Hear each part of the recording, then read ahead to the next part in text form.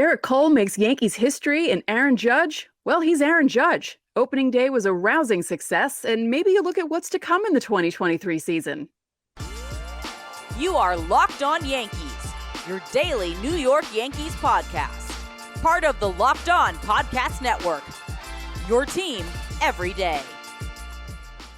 Welcome to Locked On Yankees, which is part of the Locked On Podcast Network, your team every day. I'm your host, Stacey Gotsoulias. I'd like to thank you for making us your first listen every day. Today's episode is sponsored by the Game Time app. Download Game Time, create an account, and use code LOCKEDONMLB for $20 off your first purchase. Last-minute tickets, lowest price, guaranteed. With me, as always, my producer, Steve Granado. Steve, what a day for the Yankees. What a opening day. What a day indeed. A great day indeed. The Yankees look great. Coming up on today's show, there were some interesting pregame comments from Aaron Boone about the Yankees potentially signing a reliever. Hey, who said that first? So we're going to talk about that here in just a second. We also want to preview this weekend set. Remember, the Yankees are off on Friday, but we'll play Saturday and Sunday, barring weather. But first, let's chat about opening day. Things look great. Gerrit Cole, Aaron Judge, Glaber went deep. Everything went just about as well as you could want on opening day. Yeah. And the funny thing is, it didn't start that way. Although we can say Gerrit Cole was amped. And you could tell from those first four pitches against LaMonte Wade Jr. that he was completely amped. They were high.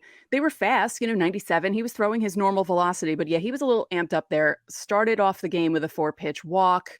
And then he settled down and struck out 11, which is a new franchise record for opening day. And when you think about all the guys who started on opening day for the Yankees, it's kind of amazing that it took Gerrit Cole to do this 2023. I have this. I got this here from Twitter earlier. Most strikeouts on opening day. 1991, Tim Leary struck out 9. Whitey Ford in 55 struck out 8. So did David Cone in 97. Clemens in 99. Cole in 21 struck out 8, and then of course he struck out 11 on what was that, Thursday? Yes, and brains all over the place. But yeah, no, I mean he was incredible. He really settled down after those first couple of pitches out of the zone. I think opening day jitters may have got to him there for a split second, but boy, did he settle down. Fastball was looking great up in the zone. 95 pitches for Cole, 61 of which were four-seamers. He got 17 swings and misses. He averaged 97 and topped 99.5. Yeah. Stacey, we said it in our What to Expect series about Gerrit Cole, but boy, did he look like an ace of aces on Thursday. Yeah, it was really great to watch because, to be honest, I was slightly worried about how cold it was. How touchy Cole tends to be sometimes when things aren't perfect. And I was a little worried about that, which is why the first at bat worried me. And then he really settled down. He looked great. And that's what you want from your ace. You need a performance like that. And everything you could have asked for happened on Thursday. Yeah, he looked really well. I mentioned his fastball is looking really good up in the zone. He was playing that well, had some good run to it, some arm side run. His slider had some real good shapes out of it. They were talking about that a lot during Thursday's game, but the slider looked really nice as well. But again, I think it really all piggybacked off of that fastball. When he pitches it up in the zone, and if he's getting up to 99, I mean, there's very little you can do as a hitter because – especially with that arm side run where it's tailing away to left-handers. Yeah. It's just, it's unhittable. It's an unhittable pitch. It starts up in the zone, chest high, and then just zips out of it. So it really, really was impressive on Thursday. Yeah, and he struck out his brother-in-law, Brandon Crawford, which that always makes for a funny matchup when that happens. Yes. Yeah, and it wasn't just Cole, obviously. I mean, Aaron Judge, obviously. I mean, the script is written and printed. I mean, I wasn't expecting that. No. You know what's crazy? That thought never even crossed my mind before he came to the plate.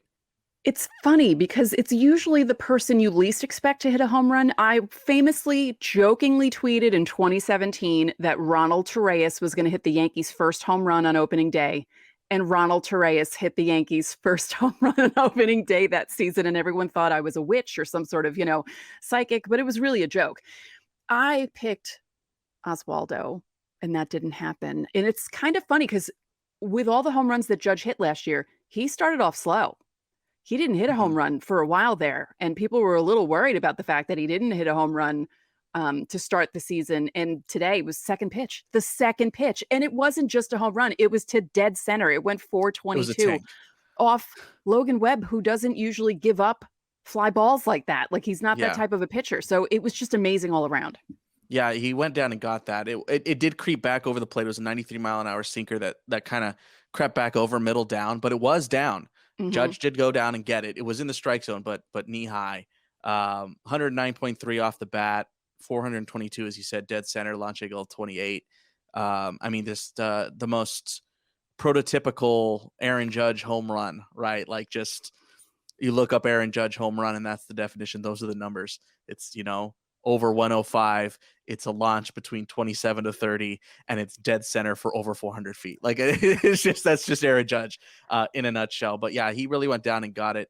I think it should still be noted that the Yankees did strike out 16 times, and Logan Webb, aside from a couple of mistakes, did strike out 12. Yeah. He did look good. Yes. And the Yankees were chasing. Yes.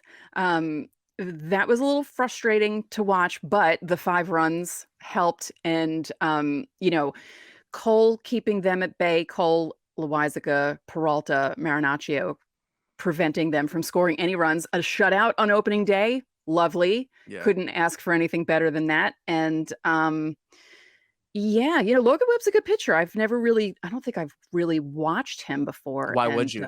Well, I mean, yeah, he plays out in NL San West. Francisco. Yeah. So we're going to see a lot of guys like this that we normally don't see because of this new schedule. And I enjoyed them playing the Giants, opening up against a National League team at home for the first time. It's cool. Yeah. Impressed with Ron Marinaccio. He looked good, closed it down. Impressed with Loaizaga's fastball up in the zone. One thing that is just something I've noticed, and I know that pitchers are starting to do this over the last few years, is the ability to throw the slider up in the zone. And it is a beautiful thing. Just 10 years ago, guys were so scared to throw their sliders up. Yeah. And now it is a legitimate tactic.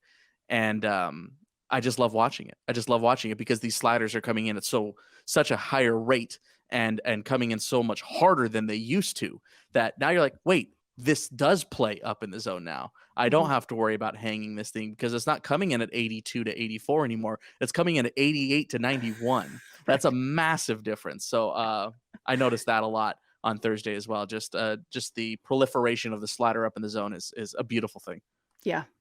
Yeah, because usually, you always talk about the hanging slider, and that's usually what happens. If it doesn't slide, someone will hit it out of the park. Yeah. Other things to note here on opening day, Stacy, everybody but Oswaldo Cabrera reached base. All starters reached base. Cabrera did get ring up on a pretty bad call there from Laz Diaz on his 4th strikeout. He did strike out 4 times.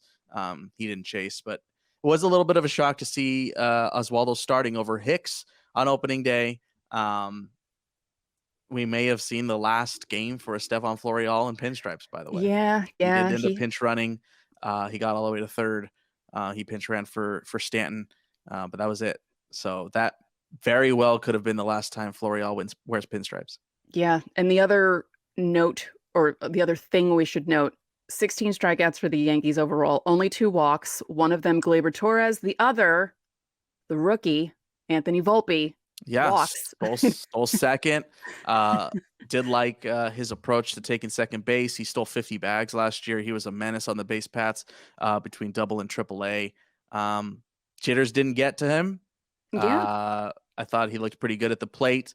Didn't chase. Ended up drawing that walk. So yeah, I think all things considered, going 0 for 2 with a walk and a K on your opening day, look good on defensively. Like, there's not much else you can ask for a debut. So glad to see that now those jitters can potentially be shaken off, and now he can kind of settle in. Yeah, I was very excited about that. It was him and Judge. They got the biggest ovations when they Yeah. announced everyone, and I thought that was very cool for him. And you could see the guys just be very happy for him, and they all had big smiles on their faces as he was high-fiving them. And I just love opening day so much. So I'm like I really like, love the patch too, by yeah. the way. The new patches that Topps is doing, Oh yes. putting the MLB debut patches. That's really, really cool. Just kind of adds to the history of the game, and I love that. Speaking of the history of the game, Stacey, there were some funny meme-like moments from opening day. If you're watching on the YouTube side, you are seeing those images that we're talking about right now. The Arson Judge meme was out in full force. Hmm. First of all, okay, the guy who made the Arson Judge jersey, those jerseys are not cheap.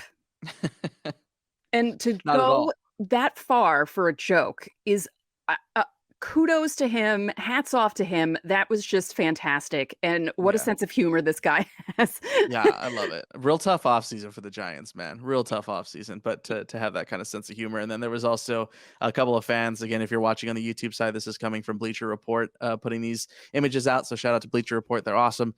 Yeah, the Arson Judge appears headed to Giants. The John Heyman tweet was printed and held up in, I think was that right field? It's the Uh, bleachers. yes, the bleachers. Yeah, it's Yep. tough to tell. I've only been to Yankee Stadium once. Yeah, no, I love it. I love it. It's great. It's funny to see the sense of humor.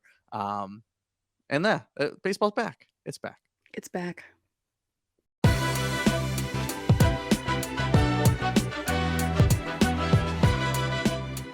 Buying tickets to your favorite events shouldn't be stressful. Game Time is the fast and easy way to buy tickets for all the sports, music, comedy, and theater near you. With killer deals on last-minute tickets and their best price guarantee, you can stop stressing over the tickets and start getting hyped for the fun you'll have.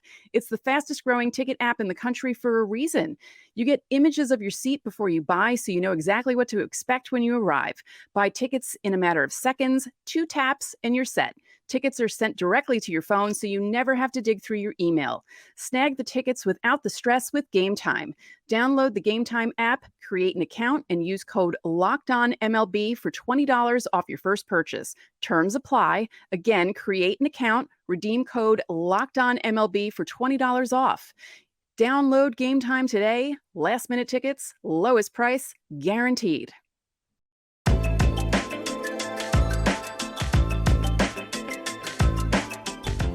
Hey, editing Steve here. Before the second segment starts, we're talking about pitching in this one, what the Yankees might end up doing. It was all recorded right before the Yankees made this move, so this is the latest information. The Yankees announced that they acquired right-handed pitcher Colton Brewer from the Tampa Bay Rays in exchange for cash consideration. So with Tampa, he hasn't pitched in the bigs since 2021 when he's with the Boston Red Sox. Didn't pitch in the bigs last year. He's with Omaha. So just wanted to make sure that information got to you before we had this whole conversation about what the Yankees might do with their pitching situation. So that's the latest. If there are more moves coming, make sure to hit subscribe on YouTube. That will be the first place that's updated. All right, back to the episode. Back here on Locked On Yankees, just a reminder, you can get ready for the baseball season with Locked On MLB's ultimate 6-episode season preview. Our local and national experts give in-depth analysis of every team and division in a way only Locked On can provide. Find all 6 episodes on Locked On MLB on YouTube or wherever you get your podcasts. Yeah, wherever you're listening to this, you can go listen to that. Mm-hmm. And by the way, just before we get into this second segment as well, talking about what Aaron Boone talked about before opening day, don't forget our ultimate Yankees guide. I know that this is a weird thing. We talked about it a couple times, but the Yankees waited until the very last moment to announce their roster, quite literally. They, as a matter of fact, released the starting lineup before they released the roster on Thursday. That is why we have not released our ultimate Yankees guide. As soon as that is available, it will be linked in the episode description. It'll be a part of our 2023 season preview playlist on YouTube. So make sure to check that out. But Aaron Boone with some comments, Stacey, on Thursday saying a pitcher could be in play for us that we add or not, whatever or not means. But then whether or not we do that, we'd be in a position to pull from the minor leagues too. I don't know what he's trying to say, but what he's trying to say is they are looking at potentially signing a pitcher. Yes. And that could potentially happen maybe by the time you're listening to this, maybe as early as Friday, ready for Saturday's game. Yes, and yeah, actually, that's probably what's gonna happen. Although knowing the Yankees, they'll again wait till the last minute to do it, and we'll find out, Friday To night announce or it. To yeah, announce it at least. yeah. But it's interesting that he came out and actually said that because, that quote is kind of wishy-washy right there. With the way people were interpreting it, it was a definite thing that something was happening. Like some people were even making it seem I don't know. They were blowing it up in a way that seemed kind of strange to me, but, yes, something's gonna happen. We've been saying this for 2 days, and it looks like, We're right. yeah, we're actually right about We something. yeah, hey, we get things right. We get I things know, I'm right. just kidding. We just got Volpe wrong. That was it. But hey, everybody, a lot of who could have guessed that? Heck of a spring.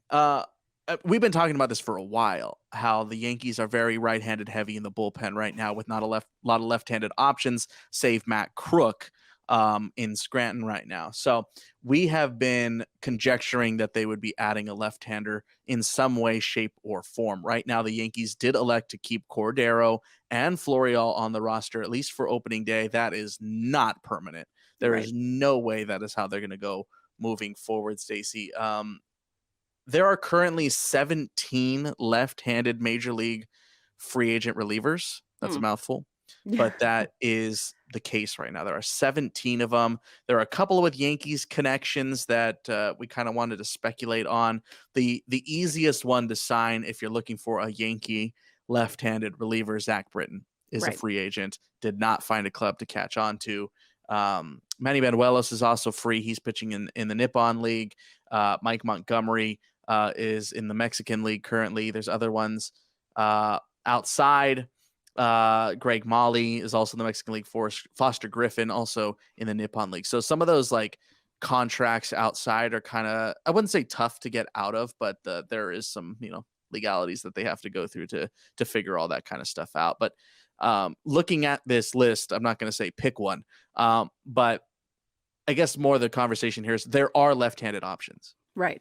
I mean, I feel like if the Yankees were looking at those particular guys, I would assume they'd go with Britton just because he's played here and they know what to expect from him. He's older now, he's 35 now, which, I was looking him up earlier and you always think of Zach Britton as the younger guy because he was when he was with the Orioles and, time has a way of creeping up on you and he would be a grizzled veteran on the Yankees and I feel like he would do well. If he's perfectly healthy, I'm actually surprised that no one took a flyer on him and that he's, Yeah. hanging out there, but I feel like he would be the most logical choice for the Of Yankees. these. Yes. And that's us just playing into the left-handed role. The Yankees could very well go out and get another right-hander. Some names that I had picked that are currently free and not tied down. Archie Bradley is currently a free agent right-hander, pitched with the Angels and looked pretty good out of the bullpen. Most recently, Kyle Crick, Carson Fulmer, former Vanderbilt product, Hmm. Luis Perdomo. Has been pretty good as well, especially last season in AAA ranks. So there are a couple of guys out there that I think on the right-handed side, I think it's a little more right-handed heavy, which makes sense Right. as far as the free agent market right now. But there are options, and it does seem like a move is likely. Yes. Now, you mentioned before the show, we text back and forth before our show. Let's pull back the curtain just to get ideas for things. And you had mentioned Sean Doolittle is still out there? Sean Doolittle is also out there. Yeah, he has had a rough go of it in the majors over the last couple of seasons. I love Sean Doolittle as a guy. I think he's Yeah. one of the coolest dudes on the planet. Um, but yeah, as far as baseball is concerned, hey, look, I mean, we're just taking our best guesses here. Right. But I don't know if that's exactly the route the Yankees would go for a Sean Doolittle. I saw someone else suggest, and he's a righty. I was trying to look for guys who were left-handed, but I saw an article mention Britton, Bradley, and then Corey Knebel. Yeah, there's some hard miles there. Hmm. I don't think the Yankees would go in that direction. No, but Yeah, it I feels still like it think would be. Doesn't it feel like it would just be a guy that they would have until people come back, right? Like it yeah, but I wouldn't mean, be you got to remember too, because it's not. I mean, some of these injuries to the pen are a little bit longer and kind of have a don't really know timeline attached to them. True. So you can't. I don't think the Yankees are going to play that game. I think Mm. it's go out and get the best guy possible. It's not go out and like, well, we can save $200,000 if we get this one. It's like, no, go out and get the best guy possible. Right. Or at least in theory, that should be the mentality. That should be the mentality of every team. That's how they should operate. But I think in good faith, that is how they would operate here.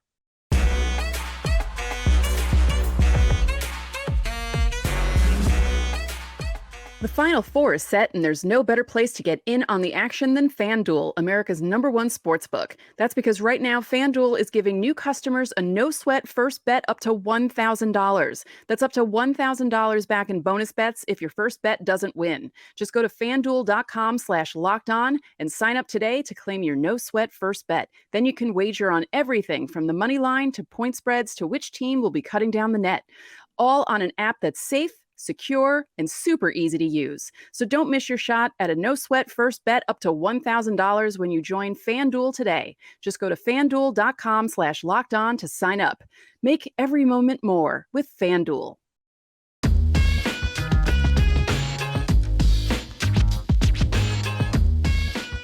Day off on Friday for the Yankees and the Giants because of that built-in, just in case it rains. And guess when they're expecting rain in New York? Saturday. Yeah, that's how it goes sometimes. Yeah. But pitching matchup for Saturday, Stacey. Alex Cobb on the mound last season, almost 30 outings, sub-4 ERA. And Clark Schmidt gets the ball. Looked great in Scranton last year. Got a taste of the bigs last season, a good taste of it. 3 starts overall, but being game 2 starter, pretty big deal. So I'm excited to see what Clark Schmidt comes out and does. He had also mentioned, I saw some comments from him earlier in the week that it was a major honor, which obviously, but he spoke very highly of it. So I'm excited to see what he does with the opportunity. Yeah, it'll be interesting to see how he uses the pitches that he's been trying to work on in spring training, if he breaks them out during Saturday's game. If Saturday's game happens, we could be seeing a doubleheader on Sunday because it says 90% chance of rain, which means 90% of the area gets rain. That's what those percentages mean on your weather app. It doesn't mean that there's a 90% chance of it. It means the whole area is going to have it. So it might be a bad day on Saturday. But Sunday. 4:05 start, by the way.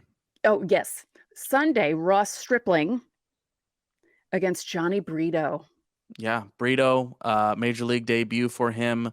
Right-handed pitcher. This is going to be a big one for him.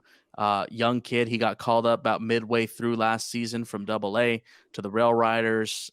Ground ball pitcher. Fastball comes at you around 96, 97. Has some decent secondary offerings. Without injuries, Brito would most undoubtedly be in Scranton right now. But with the injuries, Brito is just kind of the guy that they need to pitch right now. And big opportunity for the young kid. Yeah. And as I said, he's facing Ross Stripling, who went 10-4 with a 3.01 ERA. That's easy for me to say. And that was with Toronto in 2022. So kind of an interesting matchup there. And, nothing to sneeze at. I mean, you're facing Ross Stripling. That's kind of cool for the kid. Former All-Star. Yeah. So, big one for Johnny Brito. I'll be watching with bated breath. He is one of the nicest kids on the planet. I love that kid, and I'm totally rooting for him. So go, Johnny. Yeah, should be good. Don't forget to check out our 2023 season preview YouTube playlist. It'll be linked in the episode description. And thanks for making Locked On Yankees your first listen. For your second listen, check out Locked On Fantasy Baseball with Matt and Dom as they bring you the best fantasy draft strategies every day. Find it wherever you get your podcasts and on YouTube. Part of the Locked On Podcast Network, your team every day. I'm Stacey Gotsoulias, and we'll see you Monday.